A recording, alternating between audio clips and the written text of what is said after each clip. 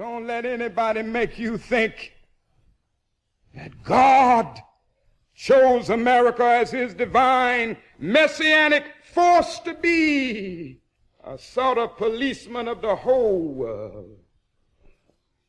God has a way of standing before the nations with judgment, and it seems that I can hear God saying to America, you are too arrogant. And if you don't change your ways, I will rise up and break the backbone of your power.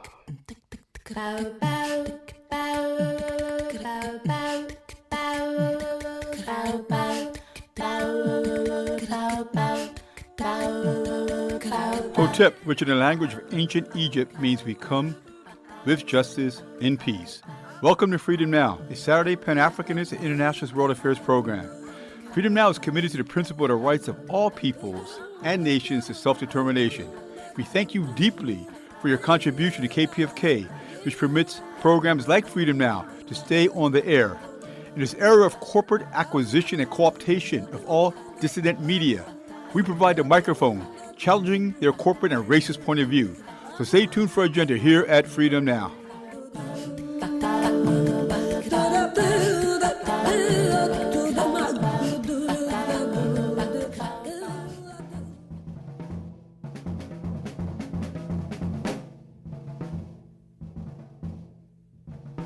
Habari Gani. This is Sister Thage with Freedom Now's agenda for this Saturday, September 6, 2025. The central theme for today's program is Perspectives of Black Radicalism. We commence today's program with our sister Luyanda Kuboka and the African Drumbeat Historical Calendar. Then, prolific author, radical historian, professor of African American Studies at the University of Houston, and Freedom Now co-producer, Dr. Gerald Horne interviews Akinyele Umoja, professor of African American Studies at Georgia State University in Atlanta, and co-editor of the book, The Memoirs of Robert and Mabel Williams, African American Freedom, Armed Resistance, and International Solidarity. It's an honor to have Dr. Umoja as a guest because he's contributed to KPFK since 1980. He'll also talk more about that. Stay tuned. And later in the hour, Dr. Horne interviews Garrett Felber, author of the book, A Continuous Struggle, The Revolutionary Life of Martin Sostre. Our music clip mix includes MLK, Zap Mama, McCoy Tyner, Erykah Badu, Childish Gambino, Donald Byrd, Les Nubians, prison radio commentaries with Mumia Abu Jamal, and more. So sit back, phone a friend, and as always we stand, ready for revolution.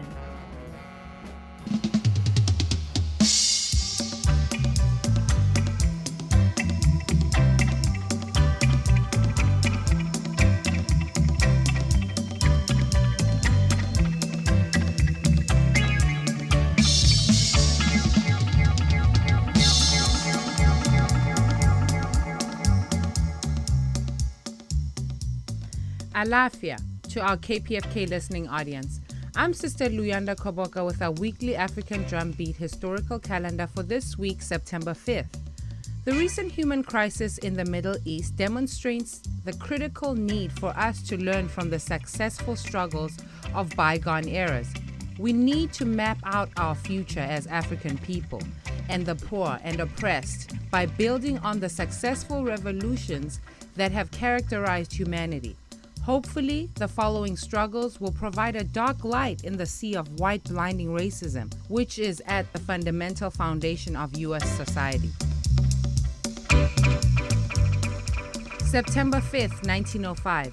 Africans leave Oklahoma and immigrate to the remote area of northern Alberta, Canada, seeking freedom from the segregation and lynchings in the United States. September 5th, 1877. Crazy Horse, whose traditional name among the Lakota Native Americans is Tashunka Oitko, was one of the greatest Native American resistance leaders. Through an alliance by marriage with the Cheyenne, they defeated numerous U.S. Army forces in battles in the Black Hills, Little Bighorn, and throughout Wyoming. Tashunka Oitko Crazy Horse was never defeated in any war with the U.S. military. September 6, 1912. Ella Gray was born in Tallahassee County, Alabama. She was a socialist organizer among Southern sharecroppers. At the age of 19, she became a leader of the Sharecropper Union and organized the Young Communist League. In spite of armed attacks by local police and the murder of family members, she held the Sharecroppers Union together, fighting the exploitation by large farm owners. September 6, 1966. J.A. Rogers, Pan-Africanist historian and field anthropologist, crosses over. J.A. Rogers, a self-trained historian from Jamaica, was a Pullman porter on the railroad. He never finished high school. Rogers, when visiting various cities, would pay white Pullman conductors to go to the segregated libraries and take out books for him. Rogers also visited over 60 countries doing field research and writing articles about the conditions of African people worldwide. According to W.E.B. Du Bois, no man living has revealed so many important facts about the Negro race as has Rogers. Rogers published over 16 books, his most important being From Superman to Man, 100 Amazing Facts About the Negro, The Real Facts About Ethiopia, and World's Great Men of Color. September 6, 1972. La Raza Unida Party holds its first national convention in El Paso, Texas. La Raza Unida Party is the oldest progressive Chicano party in the United States.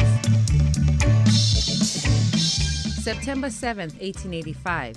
Jovita Ida de Juarez was born. Jovita was a Chicano journalist and fighter for Chicana and women's rights. With her newsman father and two brothers, she launched a vigorous investigation and demonstrations against the racist lynchings of Chicanos. Her family newspaper, La Crónica, was an early voice for social justice and equality. They fought white assimilation and promoted cultural pride, brown pride.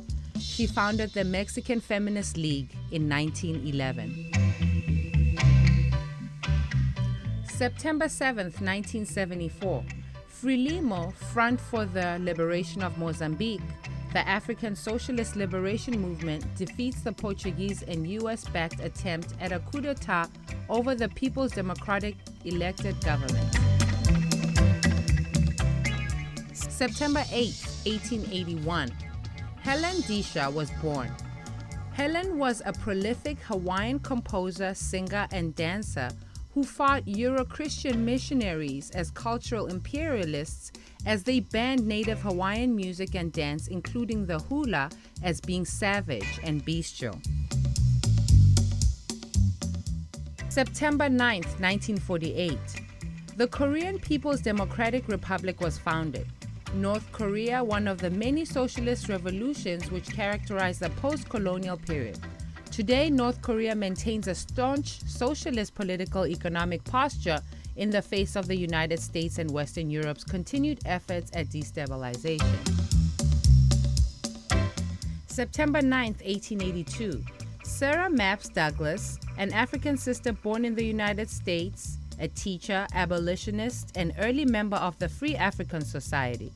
Sarah opened one of the first schools in Philadelphia in the 1820s, despite racist threats and violence. Sarah continued to teach young African girls in the Institute for Colored Youth, which she took charge of in 1853. September 10, 1979. Agostinho Neto, leader of the MPLA, Movement for the Liberation of Angola, crosses over to the ancestor world. MPLA was a vanguard African popular movement which led to the defeat and subsequent decolonization of the Portuguese.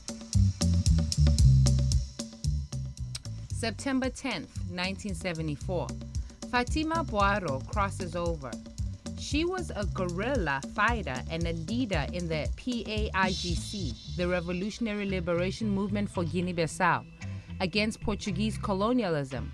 Fatima joined the PAIGC after escaping from a forced marriage to a 73-year-old man when she was 19 years old. She helped architect the PIGC, banning of forced marriages in the new revolutionary Guinea-Bissau. This has been Sister Luyanda Koboka here on KPFK 90.7 FM, Los Angeles 98.7 FM in Santa Barbara, and streaming live worldwide at www.kpfk.org. And in the voice of our ancestors in Azania, South Africa, we say, Amandla awetu, Amandla awetu, Amandla awetu.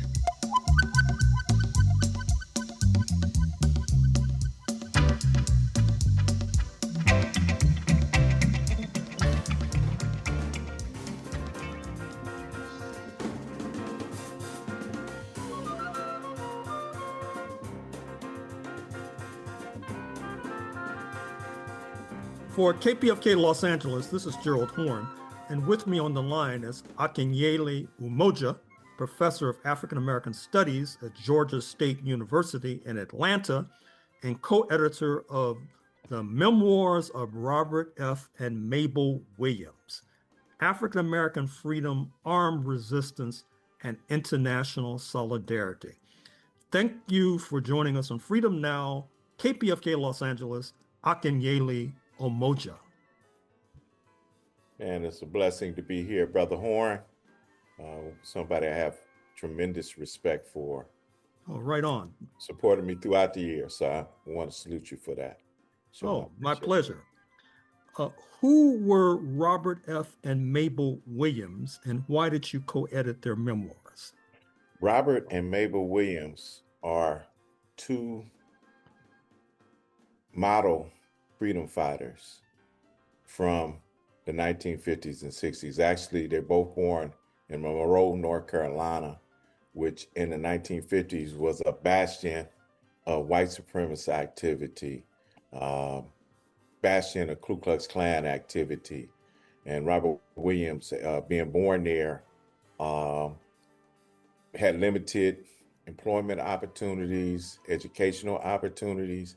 He tried to pursue them at any point. In fact, I should also say that he's born February 26, 1925. He's in that class of 1925, along with Malcolm X, Medgar Evers, Frantz Fanon, and Patrice Lumumba. But he grown up from the 1920s. He first joins the United States Army, limited opportunities there, faced racism in the segregated U.S. Army. Another point, he joins the Marine Corps, and he has a little hope that and when he first joins, because it's desegregated, that his experience there will be different. But he had aspirations to be a writer, and he was denied those opportunities, even though his aptitude showed he was qualified. He was deemed dishonorable and discharged from the United States Marine Corps, returns to Monroe, North Carolina, and his hometown. And it's right in the middle of the 50s when the civil rights movement is sparking up. He's already married to this young lady, Mabel Robinson, and together they entered the movement for desegregation in Monroe, North Carolina. One of the first things they try to do is desegregate the segregated swimming pool, because Black children had to swim in the lakes and the ponds nearby. And of course, there's snakes. It was definitely unsafe for our children. So that's why the swimming pool was so important to them. In the midst of that struggle, one of their local NAACP members, Dr. Albert Perry, was targeted by the Ku Klux Klan. So they began to form an armed patrol to protect Dr. Perry and other Black people from the Ku Klux Klan. That's what gives Robert Williams some attention from people across the country, particularly in the Black community, seeing that example of Black people using guns to defend themselves. In 1958, Robert Williams would take up the cause of two young Black male children who were accused of sexual assault of a white girl in Monroe, North Carolina. What had actually happened was the children were playing, black and white children were playing, and this white girl kissed two young black men on the cheek. And when she goes home and tells, and I say young black men, they're 8 and 9. When she goes home and tells their parents, they tell the authorities they're arrested. Um, Parents are terrorized.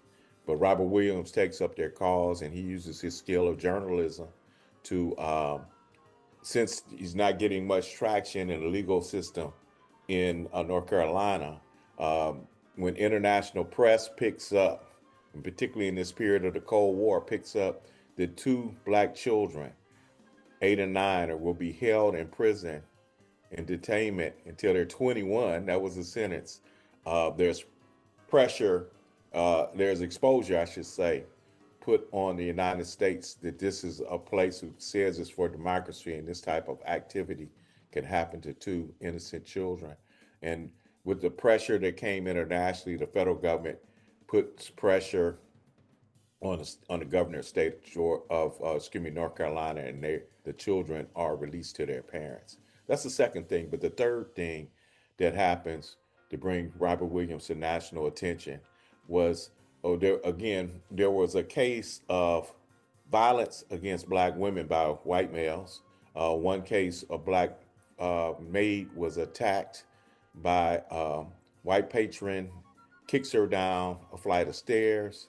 In another case, a black woman was who was domestic was going to be attempted sexual assault by a white male, and she was able to resist and get away.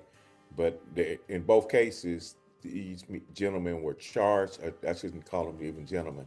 These racists were charged, and then they were released. Just a slap on the wrist, not even any jail time or anything of that nature. When that happens, Robert Williams responds because he encouraged the women as well as their families to go through the legal system. But then he's so frustrated at the legal system, he makes the public statement that we have to meet violence with violence in order to get justice for black people in these type of situations. But that at that time got him in trouble with the NAACP, and he was suspended from the NAACP. So, that led to Robert Williams being an example of armed resistance because they're resisting the Klan with their guard, or some people call it their black guard, to defend the black community. But also because of his advocacy of armed resistance and his journalism. I should also say that prior to that, Robert Williams was also concerned with international solidarity. He, when the Cuban Revolution occurs in 1959, he's one of the first people from the United States to travel to Cuba, along with people like John Henry Clark, John Oliver Killings, Harold Cruz, Leroy Jones, who later becomes Amir Baraka, and they become members of the Fair Play for Cuba Committee. And Robert Williams begins to go to different cities advocating for friendship with Cuba. And so all of these things occurred that kind of put a target by the FBI and as well as the Ku Klux Klan on Robert Williams' back. Now, I should also note too that Robert and Mabel, along with their neighbor Ethel Azalea Johnson, form a newsletter called The Crusader that talks about the struggle in Monroe, talks about their advocacy for armed resistance, but also ties it to international struggles during that particular moment in the late 50s and early 60s. It starts in 1959. And through the Crusader Network, they have friends around the country, many on the left, many in Black nationalist organizations, people like Malcolm X, Queen Mother Moore, others who did not only distribute it to Crusader, but send money to the Monroe struggle to assist them in their armed patrols and assist them when folks were trying to squeeze them off economically to feed themselves and feed other people in the community, things of that nature. The nonviolent movement in 1960 61 wanted to show, when I say nonviolent movement, of course you had this sort of debate, not face to face, but through publication of Robert Williams advocating armed resistance and Martin Luther King advocating nonviolence. And so some elements of SCLC and the quote unquote freedom riders decided that they wanted to see if nonviolence can work in Monroe, North Carolina. They sent some freedom riders to Monroe, but that situation tended to inflame the white supremacists, and more Klansmen were mobilized to the area, and they were kind of sicked. White civilians were sicked on these nonviolent activists, and it created a state of hostility in Monroe. And lo and behold, when there's a state of hostility, black folks are armed, white folks are armed, a white couple decides somehow they were lost and they drove through the black community, and there were some black folks who wanted to maybe bring some harm to them. They pleaded to have them take them to go to Robert Williams so they could appeal for Robert Williams to take them out of the community. Robert Williams, sensing a setup, said no, they could stay with his household overnight, and then in the morning they could leave. And so after that occurs, he gets a call from city officials saying that he and his family will be lynched on the city square. And so he hears also the state troopers are coming to Monroe to pick him, to arrest him. And so he thinks it's best to leave the city. Once he leaves the city, he finds out when he's in New York that, there's an FBI manhunt for him. He goes to Canada. While in Canada, he hears the Canadian Royal Marines are looking for him.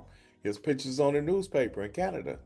But because due to his friendship with Cuba, Fidel Castro put us out on an alert to all of his embassies that if Robert Williams comes to their embassies, that they should assist him.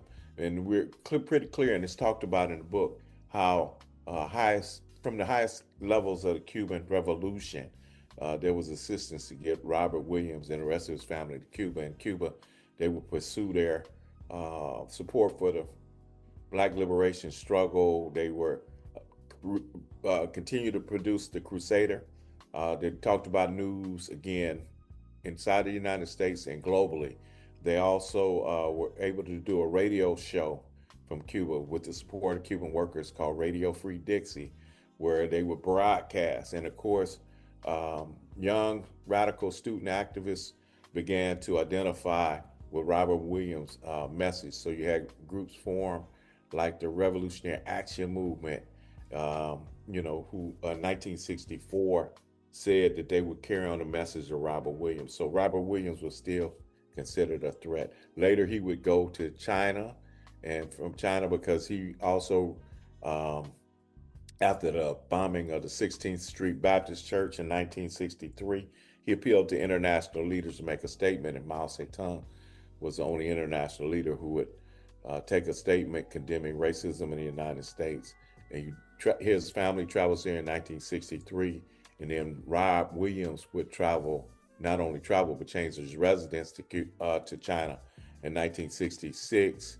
And from there, he would support the struggle of the Vietnamese people against U.S. aggression, things of that. And he would speak at rallies. He would also develop statements speaking directly to U.S. soldiers in Vietnam and the U.S. intervention in Vietnam during that particular time. But Robert Williams and the family would return to the United States in 1969. In fact, you alerted me to this information. He only planned to leave for a little while. But he always thought his struggle was in the United States.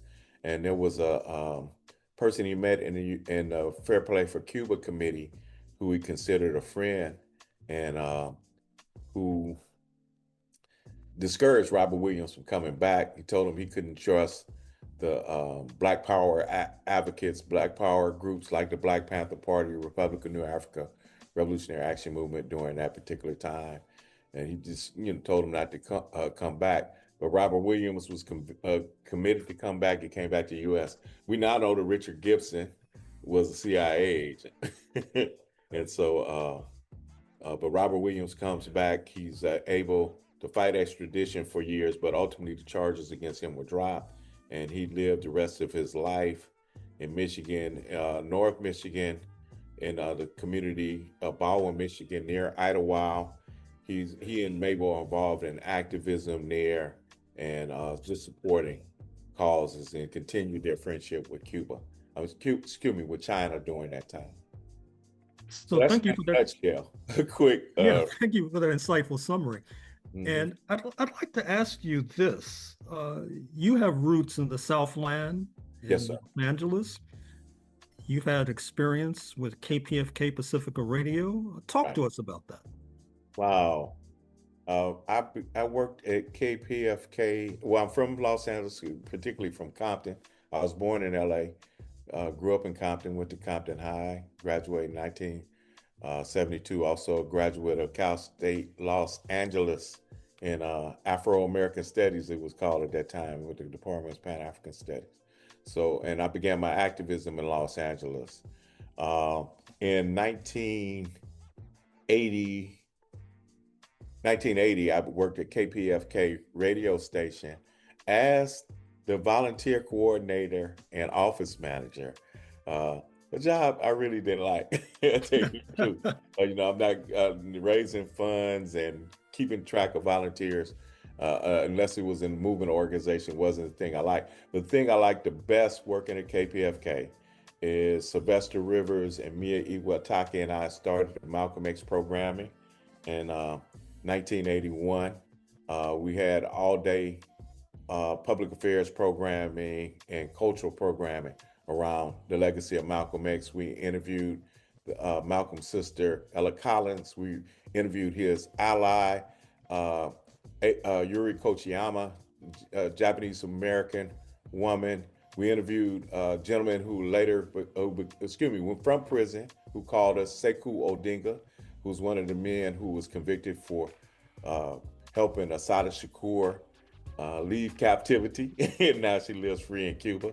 And so that programming that day was very important. We did other programming too, besides the Malcolm X programming. Sylvester kept that Malcolm X programming going up until last year or so. I think he had a program last year, didn't have it this year. But I had a great experience working for KPFK. One of the highlights was there's an activist, he's now deceased, G2 Siddiqui. He passed again, I believe it was last year, year before. He was one of the gentlemen, and we're in August now, he was one of the gentlemen who participated in the founding of the Black August resistance in the California prison system. He's from South Central LA, and G2 began his street activism when he returned home, organizing young brothers and sisters and trying to politicize them, but he became a target of the sheriff's department. I forgot what that area is called for the sheriff's department, LA Sheriff, and they were just constantly harassing them. And so we interviewed G2 and we asked our listening audience to call into, is it called Firestone? What is it called? You'll know, Jared. But the sheriff department called them. They flooded them with calls, and during that period of time, the harassment against G2 stopped. That's one of the things I was most proud of able to do at KPFK. Mhm. And I'm just glad that the programming is continuing.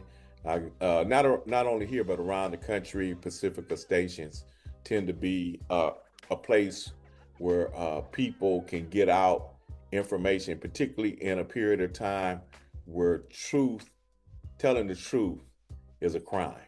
They're trying to govern what we do in not only K through 12, but in the university system. They're challenging media. I'm particularly talking about this Trump regime. And even people are challenged around solidarity with Palestine.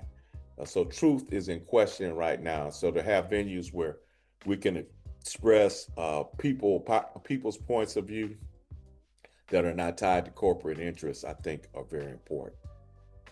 Indeed, Professor Umoja, Professor of African American Studies at Georgia State University, co-editor of the Memoirs of Robert F. and Mabel Williams, African American Freedom, Armed Resistance, and International Solidarity. Thank you for joining us on Freedom Now, KPFK, Los Angeles. Thank you, Gerald. Looking forward to seeing you soon. Right on.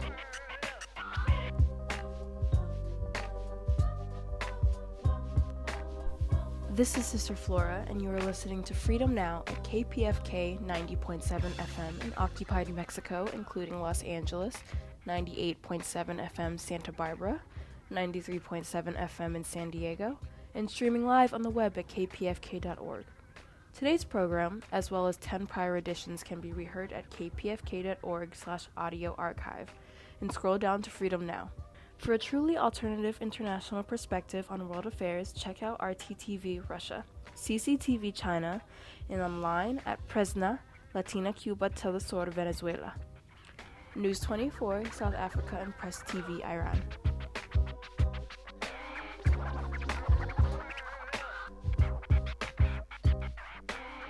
The reign of the incompetence at every level of the U.S. federal government.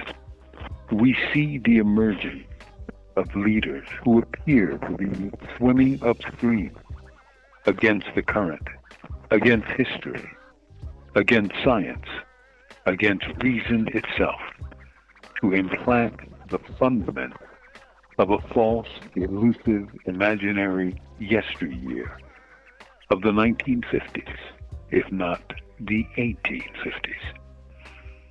We see the beginnings of a war against all experts, doctors, scientists, military officials, teachers, professors, lawyers, and others. For at its base, this is a war against education, a war against knowing. At the same time, we see the rise of AI, non-human intelligence, thus an attack from technology, which will spell the end of millions of middle-class jobs. One wonders, why? This is so because it is a part of an eruption from below, from the working, small business, and managerial classes who want to supplant the knowledge class, the intelligentsia. In the late 19th century and early years of the 20th century, we saw the emergence of a nativist movement known as the Know-Nothings, not because they knew nothing, but because they responded to press inquiries by saying they knew nothing after they left political meetings. So the press gave them this nickname that stuck. This is not that. The newly minted leaders of the federal government pulled from cable TV shows for their opinion and good looks were tossed into power on the whim of Donald Trump, and they look like a deer in headlights. Like kids at camp, they rip and run and destroy all they touch for the sheer hell of it, simply because they can. In fact, they rip asunder their own government, as shown by the rushed firings of tens of thousands of federal workers, many of whom were actually experts in their fields. CDC shattered. Department of Education shuttered. Why? Because they could. Science cannot battle ambition. This is government by mood swings, government by opinion, government by anxiety, government by blind fear of the growing brown immigrant population, The only thing worse than a government by fear is a government ruled by ignorance.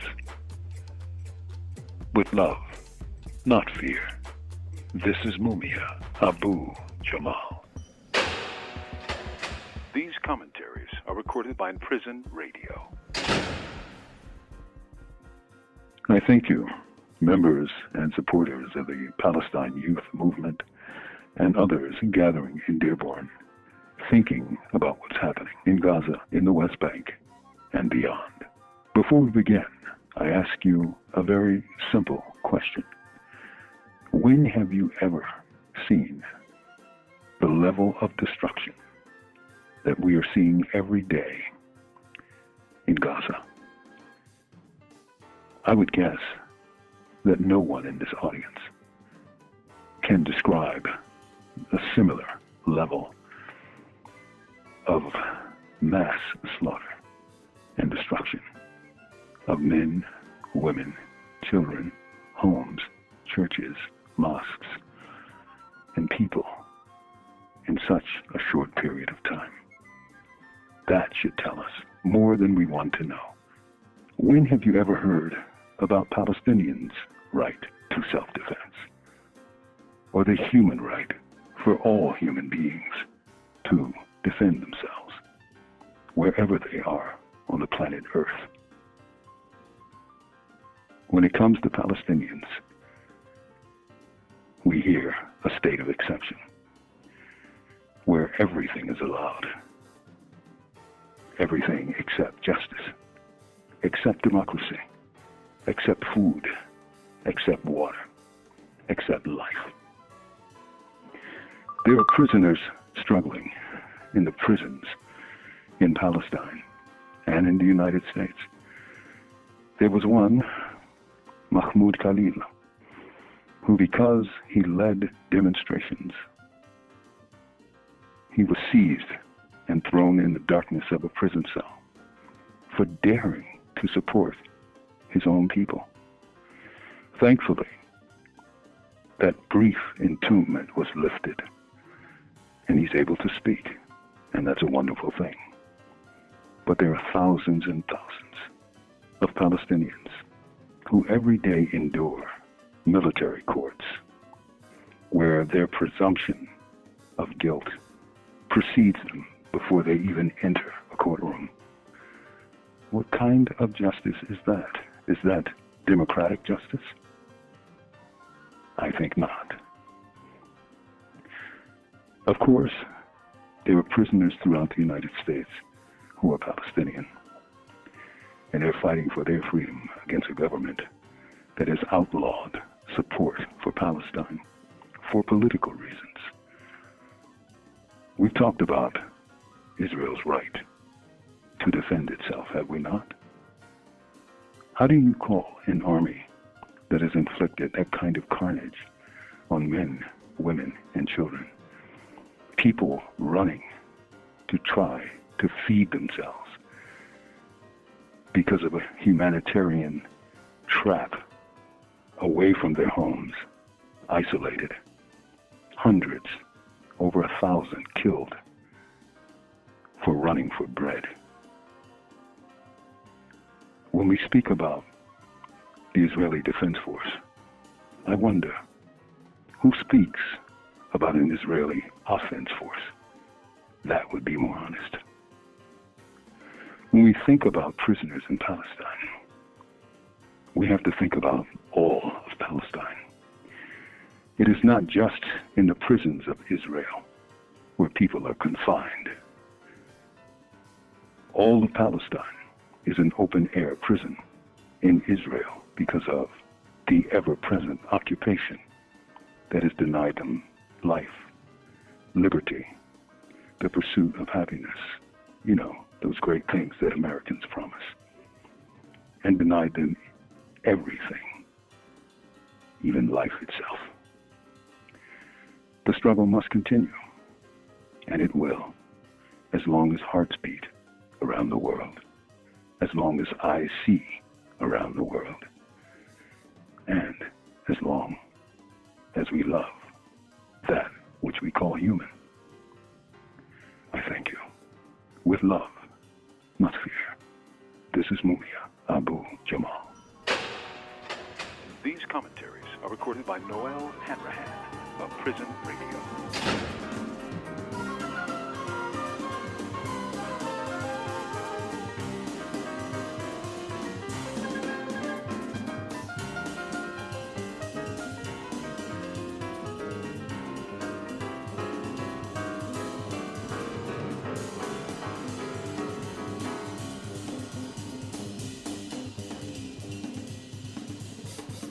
For KPFK Los Angeles, this is Gerald Horne, and with me on the line is Garrett Felber, author of the book, A Continuous Struggle, The Revolutionary Life of Martin Sostre. Thank you for joining us on Freedom Now, KPFK Los Angeles, Garrett Felber. Thank you for having me on the show, Dr. Horne. So who was Martin Sostre, and why did you decide to write a book about him? Well, Martin Sostre was many things throughout his long life. He was a revolutionary anarchist, former political prisoner, jailhouse lawyer who was perhaps one of the most influential jailhouse lawyers of the 20th century in the United States, as well as someone who spent his entire life dedicated to revolutionary political education and youth mentorship. And he was someone that I came across in a rather haphazard way while working on my dissertation, which became my first book about the Nation of Islam's organizing in prisons. When he was in the Nation of Islam, incarcerated in the 1950s, he began authoring legal writs over the rights of incarcerated Muslims that became foundational in establishing the constitutional rights of all incarcerated people. And so that's how I first came across him. And I wrote him a letter. This was late in his life. He was about 90 years old when I wrote him. And I was interested in interviewing him. And he sent me a trove of documents instead and said, essentially, these would explain my life better than I could through an interview. And so after he passed a few years later, I sort of took that as a bit of an assignment and began interviewing all the people in his life that I could find who had been mentored by him or organized alongside him, and learned much more through the process about his life than I could have imagined. Now, if I'm not mistaken, he was Puerto Rican. He was of Puerto Rican ancestry and was of African ancestry as well. Do you have any details to fill in with regard to his early life, particularly his relationship to the Puerto Rican community? Yeah, his life I found frustratingly sparse, as is often the case, especially with folks who had done significant time inside. The prison had destroyed so much of his archive, so to speak. But he grew up in a period in Harlem of incredible radicalism and public spaces. As a Black Puerto Rican, inhabiting all sorts of Louis Michaud's bookstore, seeing people like Paul Robeson speak on the street, and also a space that I talk about in the book called Club Mea, which his parents went to, which was a Spanish fraternal organization that also had deep, radical underpinnings as well. So he was sort of, to the best of my ability in the book, I tried to chart the ways that he was a part of a really diasporic, radical community in Harlem in the 20s and 30s that came to shape much of his life. So you described him as a jailhouse lawyer. How did he come to learn the law, which I guess presupposes the question of why was he incarcerated in the first instance? And other than those cases involving religious liberty, what were other important cases he was involved in? Yeah, so he originally arrived in prison in 1952 on a case of distribution of heroin. He was sentenced to 6 to 12 years. It was sort of an indeterminate sentence where he would be potentially up after 6 years, if you could be on so-called good behavior. So he actually had a job in prison taught himself law, as many people inside learn it, to find a way to get out of prison. And around the time that he first went up for parole, he actually went up for parole early, so he could have come home after 4 years. And he was denied by an all-white parole board. I suspect because of, in part, his affiliation by that point with the Nation of Islam. And so he sued the parole board for its all-white composition. And it was around that time that he used the tools that he had learned through the law and started applying them to these cases over the rights of incarcerated Muslims. And so in the late 1950s, there was a sort of panic by prison officials in particular and in the white media about the Nation of Islam. This was a time where Malcolm X was obviously growing in popularity. The Nation of Islam was growing, and particularly so in prisons in New York. And they were denied things such as the right to meet, to distribute Elijah Muhammad's teachings, access to the Quran translation that they wanted. So these early cases, which began around the religious liberties, expanded out to questions over punishment, of being held in solitary confinement indefinitely. Martin was held for the remainder of his 5 years in solitary confinement for his activism and for his cases. And they laid the foundation for a case called Cooper v. Pate in Illinois, and then a similar case in New York called Sostre v. McGinnis. And those were really the first cases that opened the door for incarcerated people to have rights to things like due process, freedom of religion, and things like that. And once he was reincarcerated on political charges, he was framed for running a revolutionary bookstore in Buffalo. He began to file cases about censorship of political material and the right to due process, to challenge and appeal those decisions over the use of solitary confinement again, and really expanded those eventually to sue Governor Nelson Rockefeller in Constant Baker Motley's court and win a decision where he was awarded damages to be paid back by wardens of several prisons. So he had a host of cases that revolved around issues such as bodily autonomy, freedom of religion, the right to due process, freedom of intellectual pursuits as well.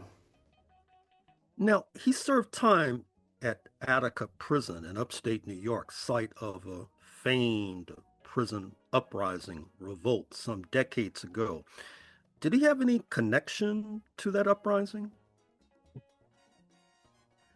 Yes and no. So he was, in many ways, a sort of spectral figure during the Attica uprising. The state had worked very hard to make sure that he was not at Attica. Attica was the place where he had been held for most of his first sentence, which he got out in 1964, so 7 years before the uprising. And when he was sentenced in Buffalo, they actually sent him to Attica prison for one night and then shipped him as far away as they could. They sent him to Greenhaven, which was 400 miles away. So while he wasn't physically present during the uprising, many of his comrades were, people like Frank Big Black Smith, who he had mentored, Samuel Melville, who was murdered by the state during the retaking of Attica. And one of the things that I note in the book is the sort of detritus that was confiscated by the state from D Yard after Attica. There were things like Sostre's decision in court that I mentioned, in Sostre v. Rockefeller, his prison letters, which had been published by his defense committee. And even in the hearings that the state had afterwards, there was talk about Martin Sostre as a figure. So, he wasn't physically present during the uprising, but there was a sense by the state that he was dangerous and needed to be kept apart from those people. And certainly he played a role just in the revolutionary organizing of prisons during that era in New York. He also operated a bookstore. Where, when, and what kinds of books did that store carry? Well, one of the first things that he did when he was released in 1964, he moved to Buffalo, New York, and got a job working at the Bethlehem steel mill. And within about 6 months of landing that job, he opened what was the first revolutionary bookstore in Buffalo. It was called the Afro-Asian Bookstore at 1412 Jefferson Avenue. And by the time he was framed in 1967, he had actually opened 3 bookstores in Buffalo. So the one at 1412 Jefferson originally it was mostly selling political literature and Black novelists. And he sort of experimented with different things because he was especially targeting young people in the neighborhood on Buffalo's east side. And he wrote that one of the sort of innovations that helped get young people in was at some point he realized that if he played soul and R&B records out in front, it would draw young folks in. By the time that Malcolm X had been assassinated, he was also selling pamphlets, Malcolm X's autobiography, the autobiography of Ho Chi Minh, Mao's Little Red Book. It was also one of the only places that people in the area in Western New York could get anti-war literature as the war in Vietnam escalated. And his girlfriend at the time, Geraldine Pointer, was running another store called the East West, where she mostly sold records. And, she told me that was actually one of the ways that they had financed the more political bookstore, was to sell mostly records at the East West. You said that he was a revolutionary anarchist. What do you mean by that? Well, that's a term that he used when he started identifying as an anarchist, which was in the early to mid 70s. And he moved through quite a few different ideologies and affiliations during his life. He was, a Black nationalist, a revolutionary Black nationalist, more of a Maoist, Marxist-Leninist, and eventually an anarchist. And he was not so wedded to any of these particular names as much as I think he used them as containers to describe a set of ideas. And he was most concerned that these ideas be conveyed to revolutionary and potentially revolutionary young people. So he used the word revolutionary anarchist, even though it's a little bit redundant since anarchism sort of presupposes revolution, because he knew that revolutionary was a word that would connect with young people in a way that anarchism, especially young Black and brown kids, would not. So that was sort of why he used that particular identity. He was also a yogi. What do you mean by that? So around the time that he was learning law, he was also practicing yoga in prison. So this was the mid-1950s. And it was something that he practiced for the rest of his life. And he was very specific about, if not about his practice, about the purpose behind his practice, which was that it was a political one. So he talked a lot about using yoga in prison as a way to sort of steel his body and his mind against the intense repression of the state that he was facing. So the years in solitary confinement, the beatings that he was receiving for his resistance of state-sanctioned sexual assault, all of these, he used yoga not so much as some sort of personal, fulfillment or some idea of nirvana, but really just as a practice to mitigate the harm of the repressive state and to steel himself against it. You also suggest that he was involved in fighting sexual assault in prison. Could you elaborate? Yeah, so he was one of the first and most notable people who refused this practice of so-called rectal examinations. So when he was being held in solitary confinement, which is a condition under which you only had access to maybe law books and a toothbrush and toothpaste in your cell, the prison would still demand that anytime he left his cell to go to the yard or to go to a legal visit or a visit with a loved one or a court date, that he would strip down naked and bend over and be subjected to this dehumanizing practice. And so he refused this. For years, he would forego his 1 hour out of his cell on the yard, would not have legal visits that he otherwise would have. But by the early 1970s, he had cases that were winding through the courts. And in 1973, when he was headed back for his appeal after the key witness had recanted their testimony, he refused, as he always had, and was beaten by what was called the Goon Squad, which was basically, a team of prison guards who would be used for such assaults. And he tried to sue over this, and they held up his legal materials and actually sued him for resisting. And under the 3 strikes law in New York, he was now facing another sentence. So as he was going to trial over those 2-year periods, he continued to refuse this practice of state-sanctioned sexual assault and really raised awareness about it and tried to get other people in the prison to resist as well, sometimes successfully. And I write about in the book, the success of this really was that when he finally came to court on this case in 1975, he actually had comrades outside who were arrested after protesting in court and were taken to jail and sort of faced the same question of whether they would refuse to be strip searched. So especially since this practice is still rampant today, I really wanted to make an emphasis on calling this what it is, which is sexual assault, and drawing attention to his legacy and how that still impacts people inside today. So he lived into his 90s, if I'm not mistaken. When and how and where did he pass away? He passed away in 2015. He had returned to New York City after he was released in 1976. And he was living in Manhattanville with his wife Liz and his son Vinny, and he really lived a very long life of activism. He continued to be active and through his 80s and doing community work in New Jersey and New York.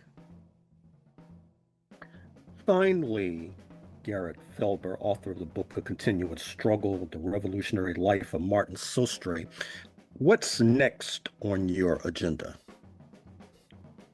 Well, several of the things that I'm working on right now, I feel like in many ways grew out of the 5 years of working on this book. One of them is a defense campaign that I'm a part of for 5 women who are serving life with the possibility of parole in Mississippi, but continue to be denied parole, some of them as many as 14 times. So I'm actively working on that campaign to free the Mississippi 5. And I'm also building a radical mobile library where I live in Portland, Oregon. It's called the Free Society People's Library. So continuing on the tradition of radical political education and abolition. Well, Garrett Felber, I'm afraid we're going to have to leave it there, but thank you for joining us on Freedom Now, KPFK, Los Angeles. Thank you so much for having me. And in closing, we'd like to thank our guests, Akinyele Umoja. Thank you, Garrett Felber. Thank you to our producers, Dr. Gerald Horne. Thank you, Sister Flora, Sister Femi, Brother Brandon, our board up Wendell, and all those who made today's program possible. Signing off for Freedom Now, this is Sister Thage. Until next week, as always, we stand ready for revolution. We state these facts only to let you know that those of us who are revolutionary, Pan-Africanists, is not because we love revolution. It is historically determined, and we have no alternative but to follow history and to use history for the benefit of our people. Power to the people.